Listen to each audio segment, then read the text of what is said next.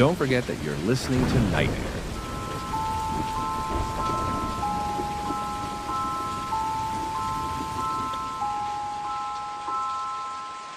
My story is marked by coulrophobia, or the fear of clowns, a common phobia that, even as an adult and a psychologist, I have not managed to overcome. It all started in the 90s, when a clown puppet was popular in my city. It had a fabric body and a plastic face with a big red nose and a creepy smile. Its appearance was unsettling, and since only children from wealthy families or better financial conditions could afford it, my grandmother decided to gift one to my uncle, who was no more than 10 years old at the time. My cousin fell completely in love with the puppet, so much so that he wouldn't let it go, even to sleep. However, for me, that clown was a terrifying object. Over the weeks, the puppet became my uncle's treasure. He painted it, took care of it, and carried it everywhere.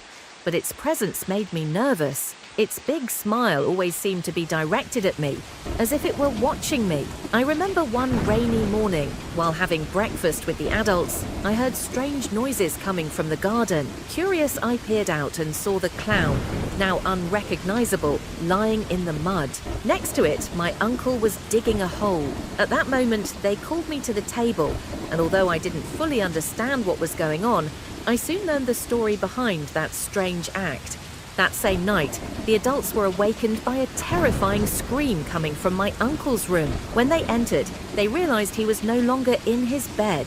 In a desperate search, they soon discovered that the scream was coming from under the bed. When they crouched down, they found him completely terrified, and beside him was the clown. My little uncle told them that he had woken up, and not seeing the puppet, had sat up to look for it among the blankets. It was then that he heard a strange voice and a soft knock under the bed. When he looked, he saw the clown sitting there, staring at him. The puppet pulled him down, and he began to scream as he felt something dragging him toward the wall. With a pair of scissors, he cut the puppet, and the next morning it was buried in the garden. After the incident, the family agreed never to speak of it again, nor of clowns. Years later, when we were relocated and had to move to a new house during the move, I found a bag that caught my attention. It was so difficult to open that I decided to sit among the debris to try to untangle the knots. When I finally opened it, my sister and I found the same clown,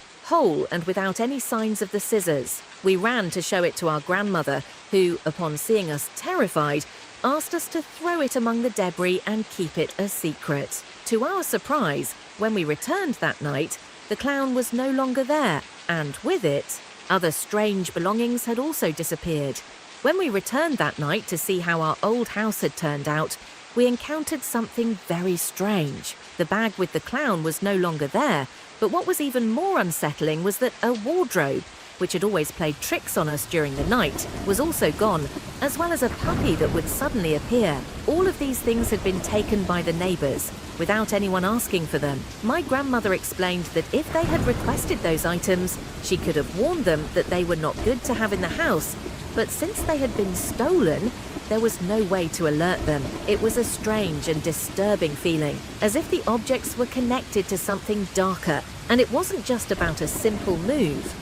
The move to our new house was accompanied by tragic and strange experiences that made us lose all skepticism about the paranormal. The events in that old house left their mark on us, and over time, the fears dissipated, but the memories stayed alive in our minds. About 5 years have passed since things stopped, and there is no longer any danger, or at least that's what we think. However, everything we lived through changed my perspective on inexplicable things, and now I understand that what many people call superstitions might be much more real than I once thought. While it wasn't the scariest story in the world, living through it taught me never to dismiss the paranormal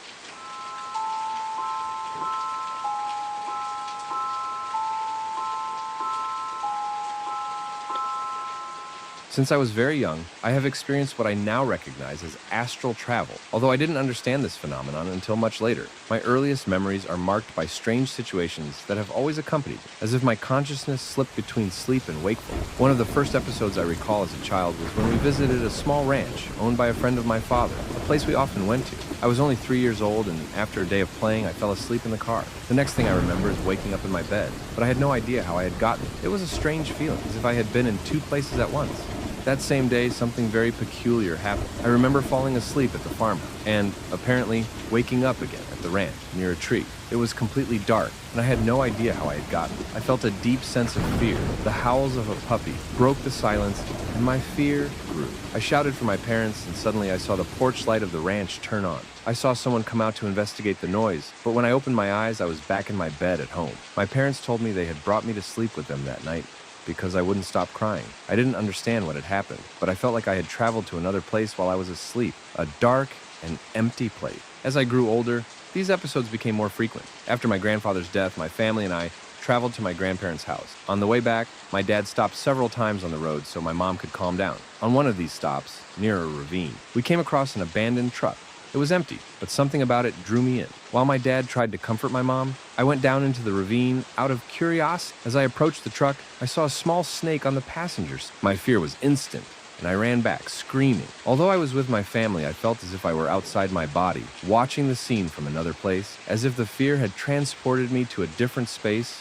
That night, after I went to sleep at home, I had another one of those strange episodes. I suddenly woke up in the ravine next to the wrecked truck, and again I felt overwhelming terror. I was only 6 years old, but the sensation of being trapped between two worlds marked me deeply. I didn't understand what was happening, but something inside me told me that those moments of confusion were not just simple dreams. I was aware that somehow I was slipping between the physical plane and the astral. Throughout my life, these travels and experiences became clearer, but they never stopped being terrifying. I always felt that something bigger and more mysterious was at play.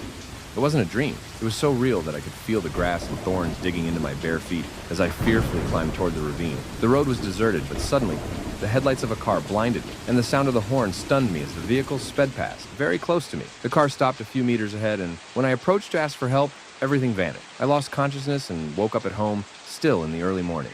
I told my sister what had happened, but she told me it had only been a dream. I believed her. I believed it for a long time, until I began to realize what was really happening.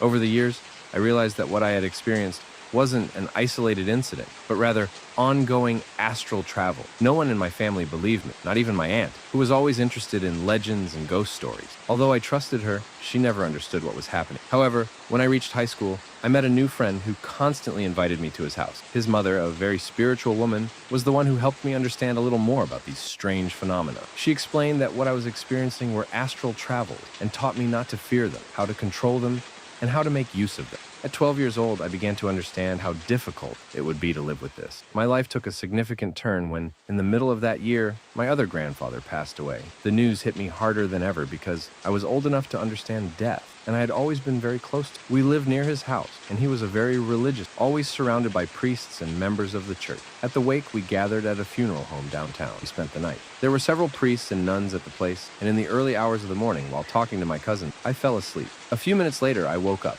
and as I looked around, I noticed something strange. One of the priests was not moving, staring at us with an expression on his face that I couldn't quite distinguish. As I got closer, I felt uneasy, not knowing if his face showed pain or if he was smiling. I decided to leave the room to make coffee for my father, but as I passed near that priest, I noticed he was no longer there. Confusion took over me, and the next morning, while we were burying my grandfather in a large old cemetery, I felt completely exhausted from them. That afternoon, I fell ill and spent the rest of the day in bed. When night came, I fell into a deep sleep. However, I woke up in a place I didn't recognize, the cemetery, near my grandfather's grave, which was still decorated with flower wreaths. Although it was 9 p.m., the place seemed unusually bright, almost as if it were daytime. The cemetery was closed, and I thought maybe it was part of my mourning process. But the strange feeling of being there made me think that perhaps I had once again experienced one of those astral travels. This astral journey was something I had already started to consider part of my life, a phenomenon linked to the intense emotions I had recently experienced. experience. After my grandfather's death, I felt the need to speak with him, something I had not been able to do in the days before.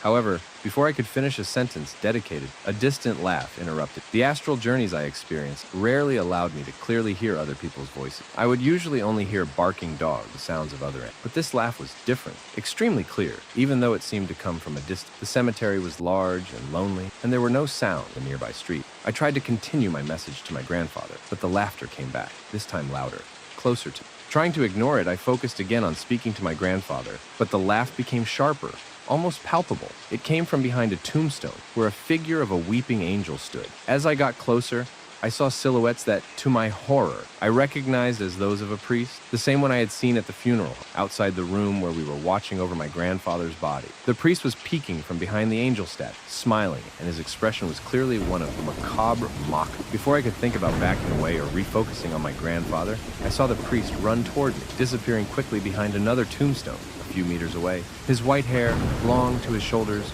contrasted with his extreme thinness, and his eyes, filled with an inexplicable malice, stared at me intently.